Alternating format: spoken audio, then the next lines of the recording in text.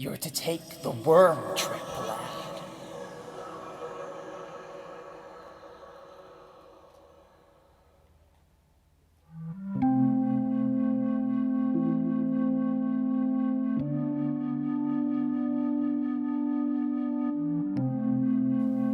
The joy of living, its beauty, is all bound up in the fact that life can surprise you, he said.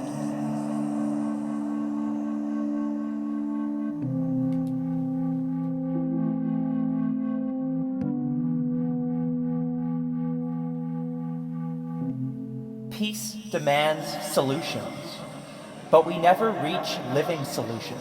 We only work toward them. A fixed solution is, by definition, a dead solution. The trouble with peace is that it tends to punish mistakes instead of rewarding brilliance.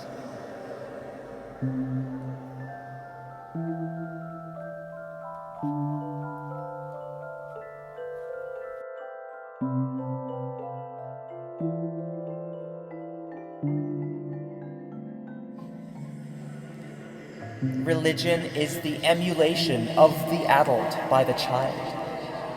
Religion is the incitement of past beliefs. Mythology, which is guesswork. The hidden assumptions of trust in the universe, those pronouncements which men have made in search of personal power. All of it mingled with shreds of enlightenment. And always the ultimate unspoken commandment is, "Thou shalt not question." But we question. We break that commandment as a matter of course. The work to which we have set ourselves is the liberating of the imagination, the harnessing of imagination to humankind's deepest sense of creativity.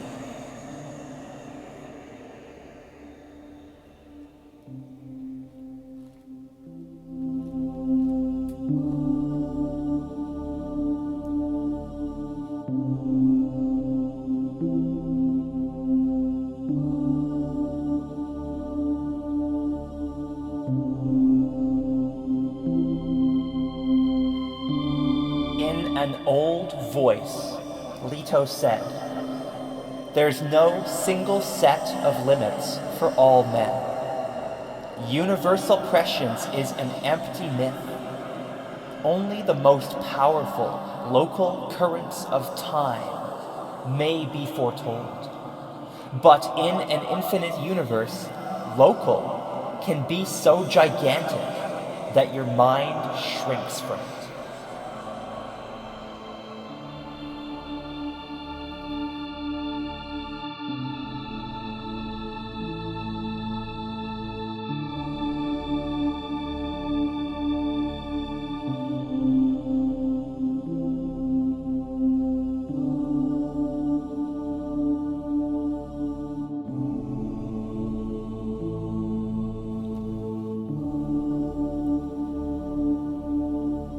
Every judgment teeters on the brink of error, Leto explained.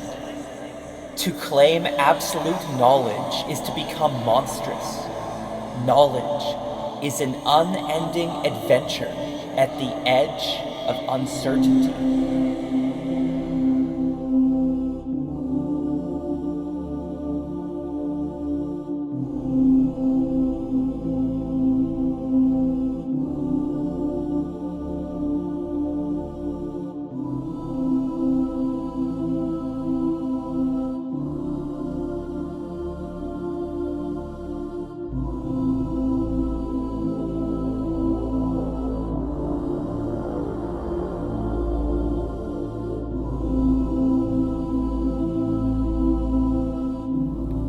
If you believe certain words, you believe their hidden arguments. When you believe something is right or wrong, true or false, you believe the assumptions in the words which express the arguments. Such assumptions are often full of holes, but remain most precious to the convinced.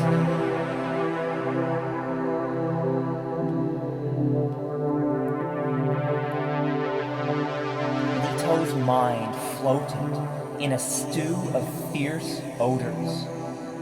He recognized the heavy cinnamon of melange, the confined sweat of working bodies, the acridity of an uncapped death still, dust of many sorts with flint dominant. The odors formed a trail through dream sand, created shapes of fog in a dead land. He knew these odors should tell him something, but part of him could not yet listen. Thoughts like wraiths floated through his mind. In this time I have no finished features. I am all of my ancestors. The sun setting into the sand is the sun setting into my soul. Once this multitude within me was great, but that's ended. I'm Fremen, and I'll have a Fremen ending. The golden path is ended before it began.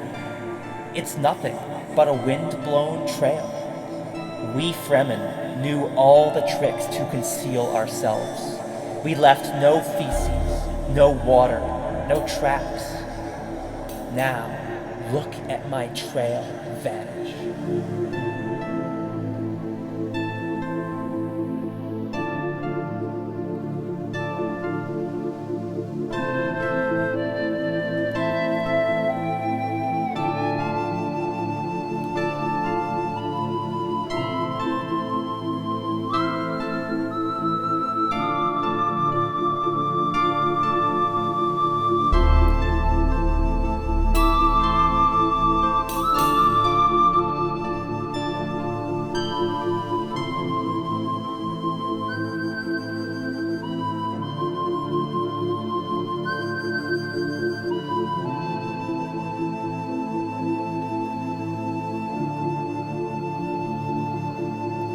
Without knowing where it began, he found himself moving within a gigantic moment bien heureux, able to see the past in the future, present in past, the now in both past and future. It was the accumulation of centuries experienced between one heartbeat and the next.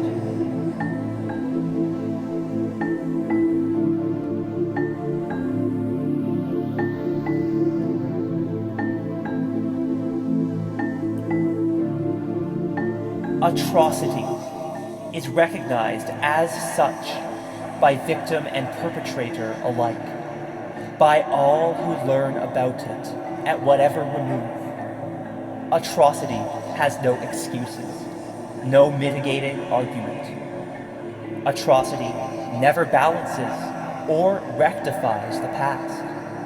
Atrocity merely arms the future for more atrocity. It is self-perpetuating upon itself, a barbarous form of incest. Whoever commits atrocity also commits those future atrocities thus bred.